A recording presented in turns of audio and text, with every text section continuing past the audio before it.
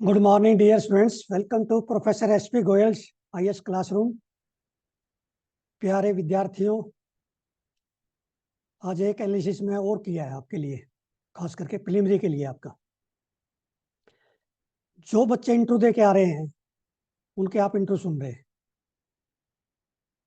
जो personality test हो रहा है यूपीएससी का, ज्यादातर बच्चे मैं वो पा रहा हूँ कि जिसका प्रीलिमिनरी जो ना दूसरी या तीसरी बार में क्लियर हो, तीसरी बार में, बल्कि थर्ड टाइम में वो मेन में पहुंचा है, कोई फोर्थ टाइम में पहुंचा है।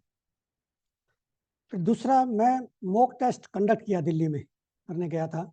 कई बच्चे जो है, मेजोरिटी बच्चे ऐसे हैं जिसका तीसरी बार में जो है प्रीलिमिनरी हुआ है। मैं फील्ड में इसलिए आया हूं कि फर्स्ट टाइम में प्रीलिमिनरी होना है, उसका रीजन है। 2 साल आप वेस्ट क्यों करेंगे? जब आप 2 साल वेस्ट कर लेंगे फिर अकल आएगी, इसका क्या मतलब हुआ? मतलब 2 साल के बाद आप इंटरव्यू दे रहे हैं और बड़े जो है ये लगता है भाई बहुत बड़ी अचीवमेंट है। आप 2 साल जो है जूनियर हो जाएंगे। 2 साल का इतना बड़ा लॉस होगा, फ्रस्ट्रेशन आएगी 2 साल पढ़ के। क्यों ना हम फर्स्ट चांस में करें। इसलिए मैं न्यूज़पेपर पे इतना जोर दिया, करंट अफेयर्स पे। और जो भी आपको बच्चा बताता है भी हाँ, जितने भी इंटरव्यू दे के आ रहे हैं सभी ये कह रहे हैं कि हाँ जी, कोई ना कोई आप ना मैगजीन कवर कर लो। भाई उनका तीसरा चांस है। और उसके बाद जब आप प्रीलिमिनरी देते हैं तो आप रोजाना काउंट करेंगे, मेरे 88 आएंगे, 89 आएंगे, 90, रोजाना काउंट करेंगे। कभी आप कहेंगे 2 नंबर कम, कभी ज्यादा, मतलब दोनों तरफ रहेगा। क्यों ऐसा करते हो? भाई जितनी भी आप मैगजीन कंसल्ट कर रहे हो कहाँ से लिखी गई है, पहले ये सोचो। आप इतना बड़ा एग्जाम दे रहे हैं, आप दिमाग नहीं लगा रहे। बहुत सारे बच्चे भेड़ चाल पे मत चलो।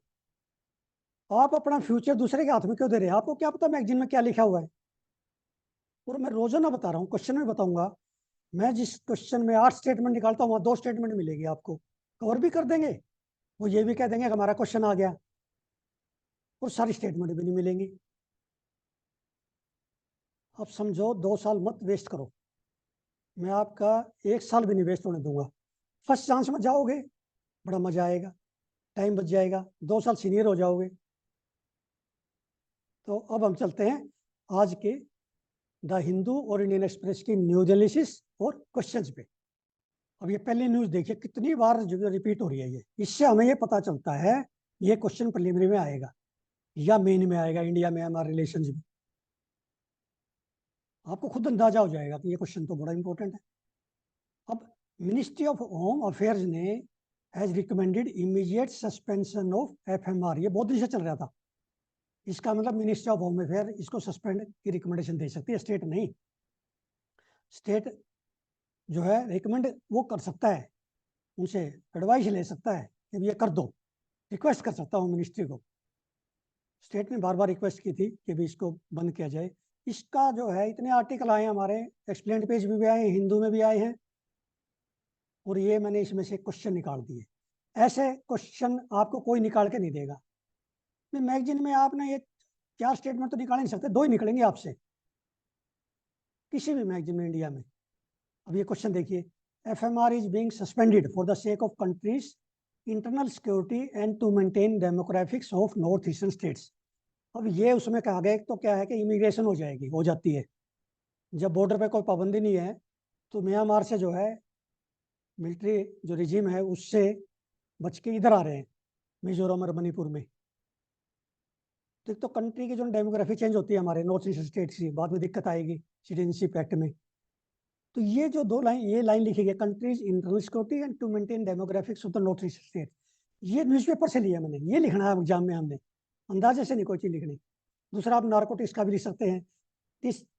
तीसरा, उन्होंने जो बताया है, गवर्नमेंट ने भी, मिटीज ने कहा, खासतौर पर मिटीज ने मणिपुर में, कि ये जो प्रॉब्लम आ रही है ना चीन स्टेट से आ रही है, म्यांमार के वहां से लोग आ रहे हैं जो क्रिएट कर रहे हैं प्रॉब्लम मणिपुर में, जो जो सिविल राइट्स हुए।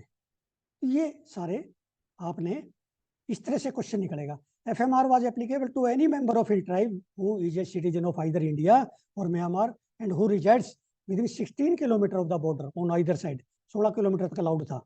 Can cross on production of a border pass usually valid for 1 year and can stay up to 2 weeks per visit. कितनी बात निकाल दी मैंने। 2 वीक तक अलाउड था, 1 साल तक था वैलिड बॉर्डर पास, और उसमें वीजा की जरूरत नहीं थी। तो अब तीसरा देखिए, India Myanmar border passes through Arunachal Pradesh, Nagaland, Manipur, Mizoram. ये बार बार आ रहे हैं, ये आपसे पूछेंगे इंडिया म्यांमार के जो बॉर्डर के जो कंट्री है कौन से हैं, म्यांमार से बॉर्डर लगते हुए नॉर्थ ईस्ट में कौन से स्टेट्स हैं। ये आप देखना चारों में ना फिर भी 50% बच्चे गलत कराएंगे। कोई इसको नागालैंड की जगह मेघालय लिखाएगा, कोई असम लिखाएगा। तो ये मैं बार बार इसलिए क्वेश्चन देता हूँ इस तरह। देन ये क्वेश्चन मैंने फोर्थ स्टेटमेंट देखिए, ये आपको कहीं नहीं मिलेगी किसी किताब में भी। Tiau river is a natural border between India and Myanmar. अब यहाँ पर तियाऊ रिवर की जगह कलादान रिवर दे दी, मान लिया, आप कंफ्यूज हो जाएंगे। कलादान रिवर अलग है, जो मैंने बताया था प्लेटवा के साथ से है, कल मैंने बताया था। तो ये क्वेश्चन निकालने जो है इतने आसान नहीं है। और एग्जामिनर का और मेरी जो है यहाँ पे जो हमारी मिलती है बात, एग्जामिनर वैसे निकाल के देगा, ठीक है ना। जब तक एग्जामिनर क्या माइंडसेट नहीं पढ़ेंगे तब तक हमारा क्वेश्चंस का आंसर नहीं बनेगा। और ये 4 स्टेटमेंट कौन निकालेगा, मतलब ही नहीं, इस तरह से निकल जाए आपसे। नेक्स्ट देखिए, ये हमारी जो है इंडिया म्यांमार की KMTTP, Kaladan multi modal transit transport project. ये फ्लैगशिप प्रोजेक्ट है इंडिया की कनेक्टिविटी की नॉर्थ ईस्टर्न स्टेट्स के साथ। इन्होंने पहले जो ना सिटवे के साथ जो है कलकत्ता को मिलाना था, कलकत्ता से इधर मिजोरम और मणिपुर ये मिलने थे। बड़ी ही इंपॉर्टेंट प्रोजेक्ट थी हमारे लिए, जो कि ठंडे बस्ते में चली गई, ये समझ लो आप। कुछ तो इसका स्लो था पहले ही। अब जो है अराकान आर्मी ने टेक ओवर कर लिया पलेटवा टाउन को, जो कि हमारे मिजोरम बॉर्डर पे है। और अराकान आर्मी का जो झुकाव है वो है इंक्लाइनेशन चाइना की तरफ। तो इसलिए ये प्रोजेक्ट हमारी ठंडे बस्ते में चली गई, ये बड़ा इंपॉर्टेंट है। और कलादान रिवर आपको पता होना चाहिए, it flows by Paletwa in Myanmar. And Sittwe port is in Rakhine state. Sittwe port को ना, जो रखिनी स्टेट में है, उसको कलकत्ता के साथ मिलाना था, पोर्ट के साथ। कितनी इंपॉर्टेंट बातें हैं। नेक्स्ट देखिए, अब ये हमारा जो है 7 जज कॉन्स्टिट्यूशनल बेंच बैठा हुआ था, headed by chief justice of India. 7 जज बेंच है ये, माइंड इट, कॉन्स्टिट्यूशनल बेंच है। अब इसने ये डिसाइड करना, वर्डिक्ट इन्होंने रिजर्व कर दिया, वर्डिक्ट आना है तब हम इसके नोट्स बना लेंगे, कुछ अब लिख लेना आप। ये इंपॉर्टेंट है, सब categorisation with in SC quota. Supreme court ने यह कहा है भाई, विद इन SC मोस्ट जो बैकवर्ड हैं, अनटचेबल्स हैं, वो जो है उनको बेनिफिट मिलना चाहिए। जो उसके अंदर क्रीमी लेयर है उसको बेनिफिट ऑलरेडी मिल गया, जो सुप्रीम कोर्ट कह रहा है वो बता रहा हूं मैं, मेरे अपने विचार इसमें कुछ नहीं है। तो सब categorisation with in SC quota, इसका वर्डिक्ट आने के बाद इस कुछ तो इसमें से पॉइंट ले लो आप, ये एक्सप्लेन पेज पे है। वो नीचे लिखा है, preferential treatment of most backward is not tinkering with president list. अब इसमें जो है क्वेश्चन देखना, मेरा सिंपल क्वेश्चन निकाल दिया, लेकिन आपने अभी इसका नोट्स बना लो कि 7 जज वर्डिक्ट है। दोनों जो आर्गूमेंट्स दिए ना दोनों पार्टी ने, वो आर्गूमेंट्स आपने इसमें पढ़ने हैं, और फिर आपका माइंड सेट हो जाएगा। प्रिलिमिनरी और मेन दोनों के लिए इंपॉर्टेंट है। सब categorisation with in SC quota, sub categorisation with इन OBC कोटा, दोनों इस बार जो है ये हॉट टॉपिक है प्रिलिमिनरी और मेन के लिए। इसमें क्वेश्चन देखिए, 2 आर्टिकल लिखे हुए, आर्टिकल 341 डील करता है शेड्यूल कास्ट के लिए। प्रेसिडेंट की पावर है, शेड्यूल कास्ट लिस्ट में जो आएगा ना, SC लिस्ट में आएगा, प्रेसिडेंट की पावर है, पार्लियामेंट की के थ्रू होता है, प्रेसिडेंट की पावर है। देन 342 है, वो है ST के लिए, 341 है SC के लिए, याद रखना आपने। ये कई बार स्टैटिक क्वेश्चन भी इसमें आते हैं, इतनी इंपॉर्टेंट है।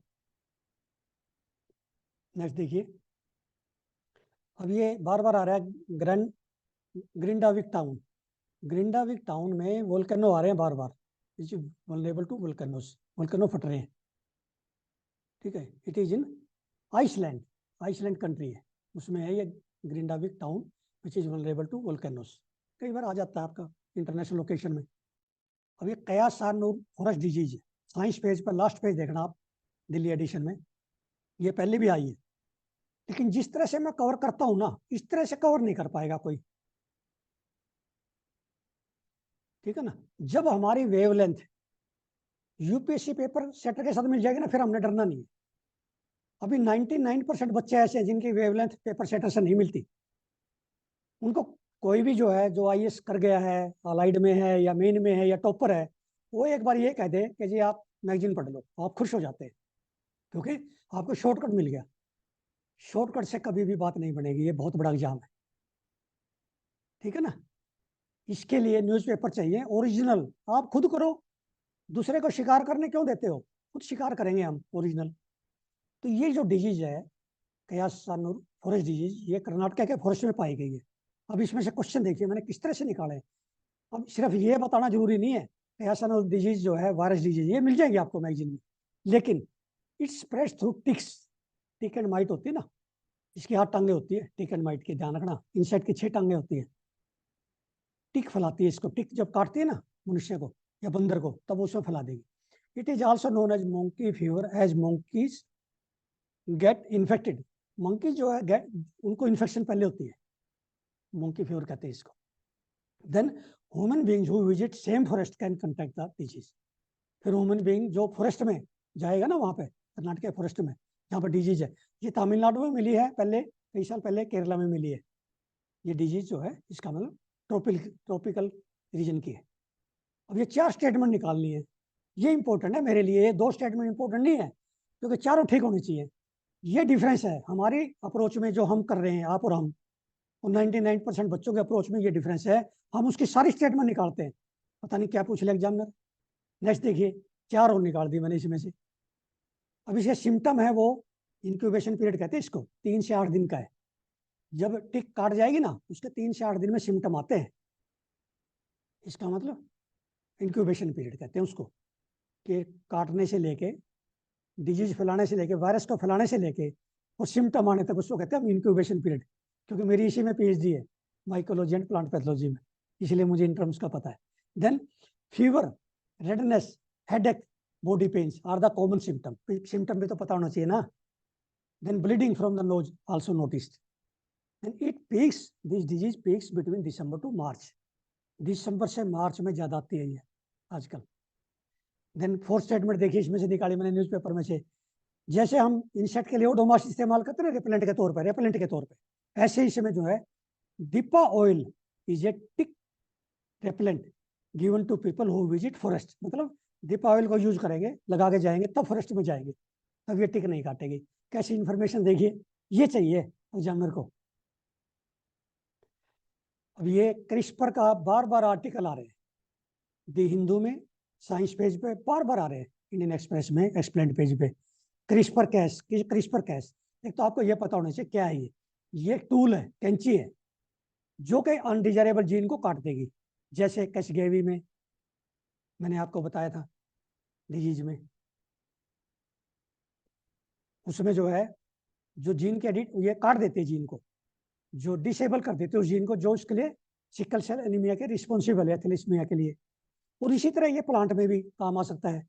एक वैरायटी है मान लिया, उसका एक जो है जीन, जिससे डिजीज आती है वो जीन हटा देगी, डिजीज नहीं आएगी। या उसके अंदर काट के दूसरा जीन लगा देगी हाइल्डिंग, जिसमें प्रोडक्शन ज़्यादा हो या ड्राउट रेजिस्टेंट हो। तो प्लांट में भी ये बून है, क्रिस्पर कैस 9 जो है प्लांट के लिए भी बून है, एनिमल हेल्थ के लिए भी और ह्यूमन हेल्थ के लिए। मतलब कोई भी जीन, अनडिजायरेबल जीन काट दे। लेकिन इसमें एथिकल इशू आते हैं कि कोई ऐसा जीन ना लगवा ले मनुष्य में कि जो डिजायरेबल जीन हो, वो अलाउड नहीं है अभी, ठीक है ना। तो ये जीन थेरेपी में काम आता है।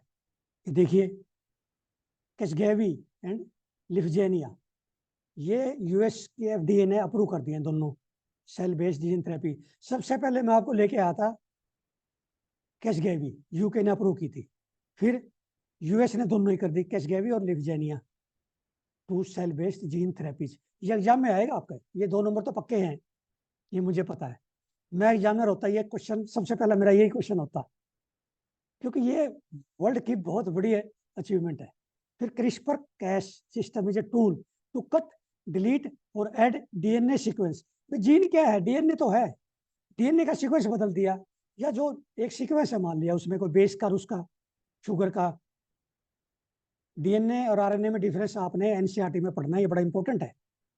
तो वो काट दिया, मान लिया अनडिजायरेबल, वो जीन काट दिया हमने उसमें जो डिजीज काज करता है, और दूसरा जीन लगा दिया या उसको जोड़ दिया, सिंपल। तो वो जो है सिकल सेल एनीमिया में यही प्रॉब्लम थी कि वो जीन हटा देना हमने, ठीक है ना। तो ये कितना इंपॉर्टेंट आप देखिए, ये जरूर आएगा एग्जाम में आप। अब नेक्स्ट, अब हम चलते हैं इंडियन एक्सप्रेस पे। अब एक स्टूडेंट जो है ने लिखा है, बड़ा वैलिड पॉइंट है उसका, भारती जी का, कि सर एक न्यूज़पेपर ही काफ़ी है, द हिंदू, इंडियन एक्सप्रेस की न्यूज़ तो इसमें आती रहती है। देखिए, मैं 1% रिस्क नहीं लेना चाहता, मैं फर्स्ट चांस में जो है कोई रिस्क नहीं लेना चाहता, मैं फर्स्ट चांस में क्लियर करना चाहता हूँ प्रिलिमिनरी आप और हम, क्योंकि बहुत सारी न्यूज़ मुझे पता है, मैं बहुत इसको क्रिटिकली देखता हूँ और आपको एक लाइन भी फालतू नहीं बताता। ये जो 3 घंटे ना, उसको 1 घंटे में कन्वर्ट कर रहा हूँ, 2 घंटे बच गए आपके, 2 घंटे स्टैटिक पे लगाओ, आप जो है सी सेट पे लगाओ।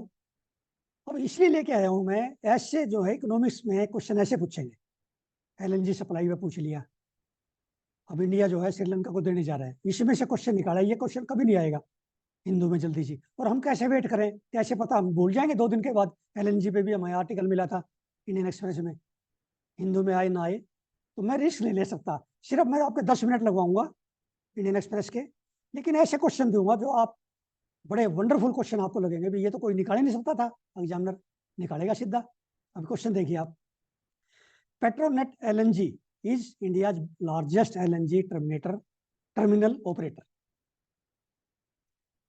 पेट्रोनेट एलएनजी क्या है, पब्लिक सेक्टर कंपनी है। पब्लिक सेक्टर कंपनी का मतलब है 50% से ज्यादा इक्विटी है ना जो गवर्नमेंट की है। यदि गवर्नमेंट की इक्विटी 50% से ज्यादा होगी ना जिस कंपनी में, डाइल्यूशन के बाद इक्विटी को डाइल्यूट करते हैं, जैसे एनएमडीसी में किया हुआ है, बहुत सारी कंपनी है ऐसी सरकारी, इंडियन ऑयल है, भारत पेट्रोलियम है, उसमें यदि 50% से ज्यादा इक्विटी है सरकार की, तो सरकारी सीईओ लगाते हैं, एमडी लगाते हैं, सरकार डिसीजन लेती है। तो ये ऐसी तरह से पेट्रोनेट एलएनजी है ना, जब ये बनाई गई है, हमारी जो ऑयल मार्केटिंग कंपनी है, आईओसी है, भारत पेट्रोलियम है, एचपी है, उनका इक्विटी है इसमें। तो गैस सप्लाई की इंडिया की सबसे बड़ी पब्लिक सेक्टर कंपनी है, ये आपको कईयों को नहीं पता होता। दूसरा, ये सप्लाई करेगी नेचुरल गैस टू श्रीलंका, और नेचुरल गैस हम ले रहे हैं कतार और ऑस्ट्रेलिया से। देखिए कितना इंपॉर्टेंट है, देखिए आगे, India has 2 land based regasification terminals, एक तो दहेज में है गुजरात में, एक कोची में है, ये आपको नहीं पता था, ऐसे पूछते हैं। नेक्स्ट देखिए, अब ये जो है इसमें से कोई कुछ नहीं निकालेगा, इजराइल इंटेंसिफाई स्ट्राइक्स ऑन रफा, ये सबको पता है, रोजाना चल रहा है, लेकिन मैं कोई वर्ड नहीं छोड़ता। इसमें क्या आ गया, ये मेरे लिए नया था, मैंने सारे बॉर्डर निकाल दिए। रफा मुझे पता है, रफा गजा में है, और रफा से क्या हो रहा है, इजिप्ट से जो भी खाद्य सामग्री जा रही है ना, वो रफा बॉर्डर से जा रही है, गाजा में है, ये इजिप्ट में नहीं है, गाजा में, ठीक है। लेकिन इसका नहीं पता था मुझे, कैरम शेलोम क्रॉसिंग, कैरम शेलोम क्रॉसिंग का मुझे पहली बार पता चला, ये इजराइल में है, और इजिप्ट, गाजा स्ट्रिप और इजराइल के बॉर्डर पे है। और ये जो है क्रॉसिंग से जो भी जा रहा है ना वहां पे, ये थ्रू इजिप्ट आने देते हैं, इजराइल डायरेक्ट नहीं आने देता गाजा से, ताकि कोई हथियार वगैरह ना आ जाए, थ्रू इजिप्ट आने देता है ये जो भी आता है वहाँ इजराइल में। तो कैरम शेलोम जो है ये क्रॉसिंग है, लेकिन it is situated in Israel. इसमें आप कंफ्यूज करोगे, कोई इजिप्ट लिखेगा, कोई गाजा स्ट्रिप लिखेगा, कोई लेबनान लिखेगा, ऐसे क्वेश्चन निकालने हैं, इसको कहते हैं ब्रेन की एक्सरसाइज। अभी देखिए, मैंने इसमें पेयर ही बना दिया एक, आपको बताया मैंने, Kerem Shalom located on Gaza Israel Egypt border in Israel. Next देखिए, रफा बॉर्डर आपको पता है गाजा में है, एक ब्लू लाइन आती है, ब्लू लाइन ग्रीन लाइन, ये इजराइल और लेबनान के बीच में एक ग्रीन लाइन है, वो शायद जो है ना मेडिटेरियन सी की तरफ है, उसको शायद ग्रीन लाइन कहते हैं। ये ब्लू लाइन जो है ये लैंड बॉर्डर है इजराइल और लेबनान का, ये आपने चेक करना है एक बार, कन्फ्यूजन रहती है इसमें हमेशा। और इरेज क्रॉसिंग तो बहुत आया है न्यूज़पेपर में, बहुत बार आया है, ये गाजा के अंदर है, between Gaza strip and Israel border है गाजा में। ये ऐसे क्वेश्चन आएंगे आपका, जो कि क्वेश्चन आप देखोगे 26 मई के बाद मैं डिस्कस करूंगा कि मैंने ये क्वेश्चन आपको बताया था, इरेज का, रफा का बताया था, ये मैं आपको बताऊंगा उस दिन 26 मई को के बाद जो मेरी वीडियो आएगी, कि मैंने कितना जोर लगाया था आपके लिए। प्रिय बच्चों, एक चीज तो ये है कि मैं आपको ओन कर रहा हूँ, आप मेरे बच्चे हैं, मेरे विद्यार्थी हैं, हमारा गुरु शिष्य है, गुरु शिष्या का रिश्ता है, ऑर्गेनिक रिलेशनशिप है। जब आप किसी को ओन करोगे तो उसमें जो ना रिजल्ट भी आते हैं पॉजिटिव। ऐसा नहीं है मेरे पास मान लिए अब ये जो है 14,000 जो है सब्सक्राइबर है, और मैं जो ना ये सोचूं कि मैंने क्या लेना है। नो, मैं ये चाहता हूँ हर साल मेरे 5 से 10 बच्चे आईएएस में आए, मसूरी जाएं। मैं ये डिटर्मिनेशन के साथ इसमें फील्ड में आया हूँ, और फर्स्ट चांस में आपका प्रिलिमिनरी हो। मैं कोई रिस्क नहीं लेना चाहता, क्योंकि मुझे पता है मेरी वेवलेंथ जो है यूपीएससी पेपर सेटर वाली वेवलेंथ है। I am confident. और आप 26 मई को ये देख भी लोगे। मैं एक तो ये बताता हूँ, सारे ये कहते हैं अनप्रिडिक्टेबल है प्रिलिमिनरी। नो, जब 23 का हमने पेपर डिस्कस किया आपसे, 15 क्वेश्चन 14 क्वेश्चन, तो आपको लगा कोई क्वेश्चन मुश्किल? सारे न्यूज़पेपर से थे।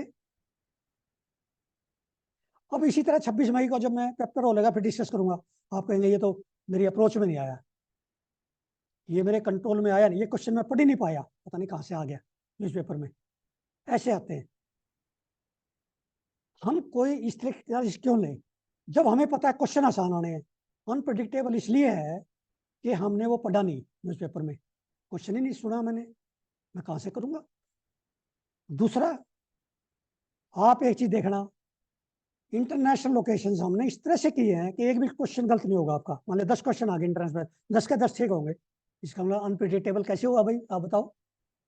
मैं अनप्रिडिक्टेबल कैसे हुआ जब इंटरनेशनल आप सारे ठीक कर रहे हो, हेल्थ के आप सारे ठीक कर रहे हो, जो ये आ रहे हैं, जैसे आज मैंने जो ना ये फॉरेस्ट डिजीज पे दिया, जो हमने पढ़ लिया वो तो आसान हो गया। इसलिए जो है मैं एक एक वर्ड पढ़ता हूँ। और एक चीज नोट की होगी, मैं एडिटोरियल बहुत कम कवर करता हूँ। मैं मेरा सिर्फ एक ही कंसर्न है, exam. I am very selfish ना, नॉलेज नहीं बढ़ानी। फिलोसफिकल जो है आर्टिकल नहीं पढ़ने, ना याद रहेंगे वो। मैं वही नोट्स बनवाता हूँ आपसे जो कि आपके प्रिलिमिनरी और मेन में फिर देखना आप 125 नंबर से ज्यादा आएंगे आपके। दूसरे बच्चों से जब करंट लिखोगे ना आप, आपका कॉन्फिडेंस अलग होगा लेवल का। तो ये 40 साल का तजर्बा मैं निकाल के लाया हूँ अपनी एकेडमिक एक्सलेंस के साथ। तो मेरी आपसे अनुरोध है, सारी वीडियो देखो आप, पूरी वीडियो देखो, सारे सारे क्वेश्चन देखो, आपको कॉन्फिडेंस का लेवल ही बढ़ जाए। तो thank you very much, thank you.